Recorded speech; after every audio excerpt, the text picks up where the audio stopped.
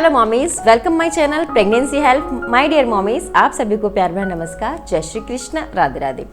Dear mommies, आज की इस वीडियो में हम बात करने वाले हैं प्रेगनेंसी के समय कुछ ऐसे डेंजर साइंस जो कि हमें अपनी बॉडी से फील होते हैं। यदि ऐसा आपको फील हो रहा है तो आपको बिल्कुल अपने जो डॉक्टर से कंसर्न करना चाहिए। ये बहुत ज़्यादा कंसर्निंग हो जाता है।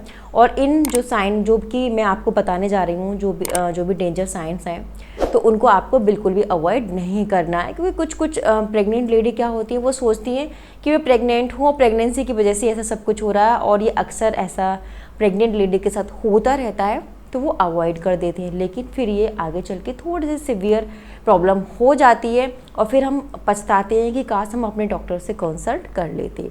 तो कौन कौन से डेंजर साइन हमारी बॉडी हमें इंडिकेट करती है, जिनको कि हमें तुरंत अपने डॉक्टर से कंसल्ट करना चाहिए। जिसमें से मैं सबसे पहले बात करूँगी स्पॉटिंग की। देखिए, स्पॉटिंग हमें किसी भी मंथ में हो सकती है, स्पेशली अगर आपके अर्ली प्रेगनेंसी में, यानी आपकी प्रेगनेंसी के फर्स्ट ट्रिमेस्टर में स्पॉटिंग होती है या किसी भी प्रकार की क्लॉटिंग हो रही है, आपको अचानक से खून आने लग गया, आपके स्पॉटिंग होने लग गई, तो ये बहुत ही ज़्यादा डेंजर साइन है। इसको आपको अवॉइड नहीं करना। ये मिसकैरेज के चांसेस भी हो जाते हैं। कभी कभी जो प्रेग्नेंट लेडी होती है वो दो से 3 महीने के बच्चे को भी खो देती है, मिसकैरेज हो जाता है, स्पॉटिंग हो जाती है, इन्फेक्शन बॉडी में क्रिएट हो जाता है।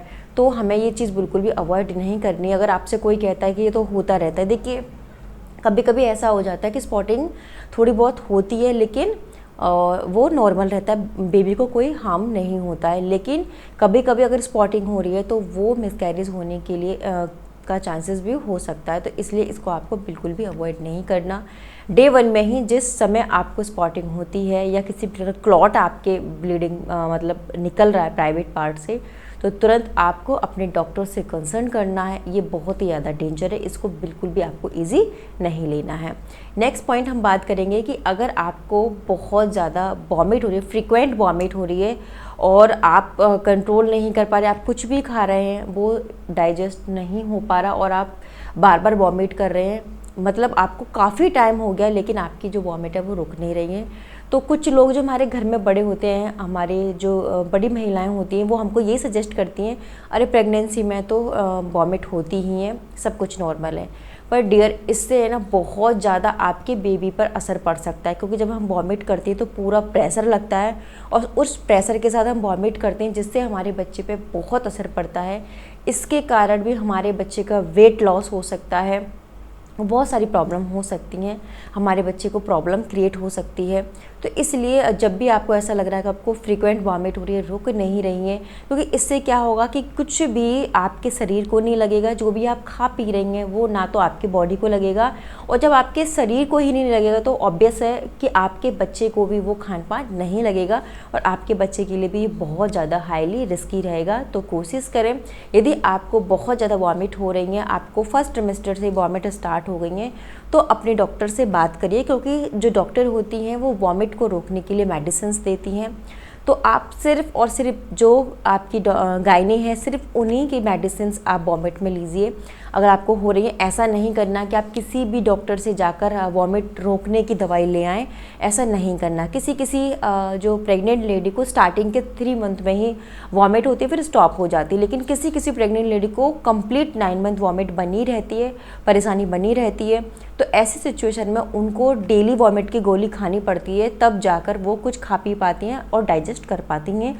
लेकिन वो जो मेडिसिन होती है वो सिर्फ डॉक्टर के द्वारा दी हुई होती है। ऐसा नहीं है कि हम अपनी मर्जी से कुछ भी खा लें। और आपको ऐसा भी नहीं करना कि अगर आपको वॉमिट हो रही है तो घर के घरेलू नुस्खे आप जैसे किसी ने आपको सजेस्ट किया इनो पी लो या कोक पी लो, आपको ये हार्ड ड्रिंक्स और इनो टाइप की ये सारी चीज़ें, फ्रूटी व्रूटी, ये सब चीज़ें नहीं पीनी। ये सब ही बहुत ज़्यादा हमारी प्रेगनेंसी के लिए अनहेल्दी होती हैं, तो प्लीज़ इनको आप अवॉइड कर दीजिएगा।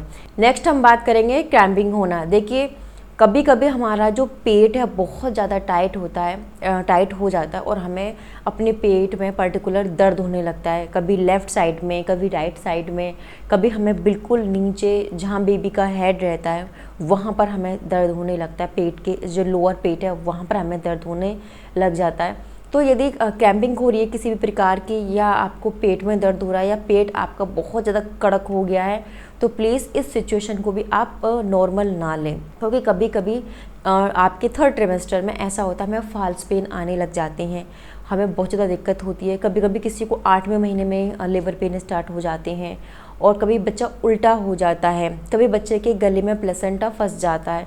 तो बहुत सारी सिचुएशन ऐसी हो जाती हैं। फिर जब ये सिचुएशन हो जाती है तो हमारा पेट बहुत टाइट कड़क, या फिर हमें ऐसा लगता है कि किसी एक तरफ बहुत ज़्यादा खिंचाव है, खिंच रहा है, दर्द हो रहा है, तो ये सारी सिचुएशन बन जाती हैं। तो आपको ऐसे सिचुएशन में भी बिल्कुल भी अपने आप को मतलब इस चीज़ को अवॉइड नहीं करना, आपको अपने डॉक्टर से कंसल्ट करना है। यदि किसी भी प्रकार के पेट में ऐंठन या टाइट या बहुत ज़्यादा फूला फूला पेट हो गया है, या पर्टिकुलर एक जगह पर ही बहुत ज़्यादा खिंचाव आपको महसूस हो रहा है, तो प्लीज़ इमीडिएटली डॉक्टर को दिखाएं।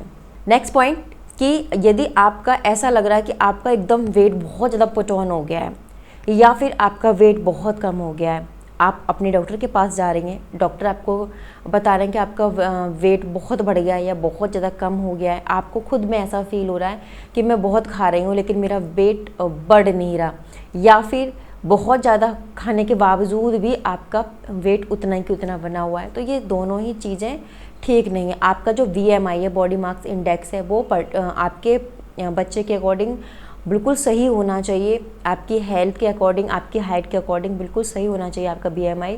अगर आपका BMI कम है या ज़्यादा है तो उससे क्या होगा, आपको डिलीवरी होने में प्रॉब्लम हो सकती है। तो उसके विषय में भी आप अपने डॉक्टर से बात करिए कि मैं बहुत कुछ खा रही हूँ लेकिन मेरा वेट बढ़ नहीं रहा, क्योंकि जब भी आप अपने डॉक्टर को विज़िट करते हो तब डॉक्टर आपका वेट लेती हैं, मेज़र करती हैं कि आपका वेट कितना बड़ा है, प्रेगनेंसी के अकॉर्डिंग आपका वेट ठीक है या नहीं। तो इस चीज़ का भी आपको ध्यान रखना है। इसके साथ नेक्स्ट पॉइंट है जैसे आपकी जो भूख कम हो जाना, एपेटाइट लो हो जाना। अगर आपको ऐसा लग रहा है कि आपकी जो भूख है वो घट रही है, कम हो रही है, आपका कुछ भी खाने का मन नहीं करता, तो प्लीज़ ये भी आपके प्रेगनेंसी के लिए सेफ़ नहीं है, क्योंकि जब आप कुछ खाओगे नहीं तो उससे क्या होगा कि आपका वज़न भी घट जाएगा, साथ ही साथ आपके बच्चे का भी वज़न नहीं बढ़ पाएगा, आपके बच्चे का जो एक्चुअल वेट होना चाहिए वो भी नहीं। और कभी कभी लो बर्थ वेट के बच्चे पैदा हो जाते हैं, जो कि उनमें फिर बहुत सारी प्रॉब्लम होती हैं, बच्चे में बहुत सारी बीमारियां हो जाती हैं, जन्मजात बीमारियां हो जाती हैं। तो इसलिए अपनी भूख को बिल्कुल भी घटने ना दें, अच्छा अच्छा खाएं। आप जितना हो सकता है, पोमेग्रेनेट है, एप्पल है, फ्रूट्स हैं, जूसी फ्रूट्स हैं, सिट्रस फ्रूट्स हैं, ग्रीन वेजिटेबल्स हैं, स्प्राउट्स हैं, ये सारी चीज़ें आप अपनी डाइट में शामिल करें, जिससे कि आपको भरपूर मात्रा में आयरन मिल सके और आपकी जो भूख है वो बढ़ सके और आप अच्छे तरीके से खा पाएँ। नेक्स्ट पॉइंट बात करेंगे प्रेगनेंसी में, या आप अपने आप को बहुत ज़्यादा लेथार्जिक या बहुत ज़्यादा ड्राउजी फील करते हैं, स्लीपी फील करते हैं, आपको ऐसा लग रहा है कि हर वक्त आपको ऐसा लगता है कि मैं बहुत ज़्यादा लेथार्जिक फील कर रही हूँ, बहुत ज़्यादा ड्राउजी, तो ये भी ठीक नहीं है। आपका प्रेगनेंसी में एक्टिव होना बहुत ज़रूरी है। जितना आप एक्टिव बनी रहेंगे, आपका बेबी भी उतने अच्छे मूवमेंट करेगा, वो भी एक्टिव रहेगा, उसका ब्रेन डेवलपमेंट अच्छा होगा, उसका ऑल ओवर बॉडी डेवलपमेंट अच्छा होगा, उसके जो सेल्स हैं, जो ब्लड सप्लाईज हैं वो अच्छे से होंगी, उसका जो वेट गेन है वो अच्छे से होगा। तो कोशिश करें आप अपने आप को एक्टिव रखें, योगा करें, एक्सरसाइज करें, वॉक करें, मेडिटेशन करें। ये सारी चीज़ आप अपनी प्रेगनेंसी में करेंगे तो आपको बहुत ज़्यादा ड्राउजी या फिर स्लीपी फील नहीं होगा, आपकी जो प्रेगनेंसी है वो भी बहुत हेल्दी होगी।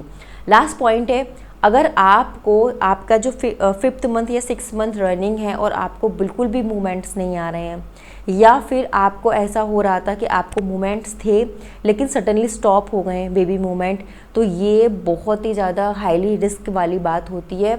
अगर आपके बच्चे की सडनली मूवमेंट रुक जाए, 1 या 2 दिन हो गया है, तो प्लीज़ अपने डॉक्टर्स को ज़रूर दिखाएं कि मूवमेंट फील हो रहे थे लेकिन अब नहीं हो रहे, या फिर आपका 5वां 6वां महीना निकल चुका है, आपको मूवमेंट आ ही नहीं रहे, तो भी ये बहुत ज़्यादा रिस्की रहता है। तो इसमें भी आप अपने डॉक्टर से ज़रूर कंसर्न करें कि मुझे मूवमेंट क्यों नहीं आ रहे। तो समय समय पर अपने डॉक्टर से अपनी विज़िट करते रहें, डाइट के बारे में आप पूछते रहें, अपना जो वेट है वो मेंटेन करते रहें, प्रॉपर एक्सरसाइज, योगा वगैरह आप करते रहें, प्रॉपर मात्रा में फ्लूइड्स लें, लिक्विड लें, जो कि प्रेगनेंसी के लिए बहुत ज़्यादा ज़रूरी है। एक्टिव बने रहें, ये सारी चीज़ें आप करेंगे तो आपकी 9 मंथ की जो प्रेगनेंसी है वो हेल्दी रहेगी, और जब प्रेगनेंसी हेल्दी रहेगी तो एक हेल्दी बेबी आपके पास होगा।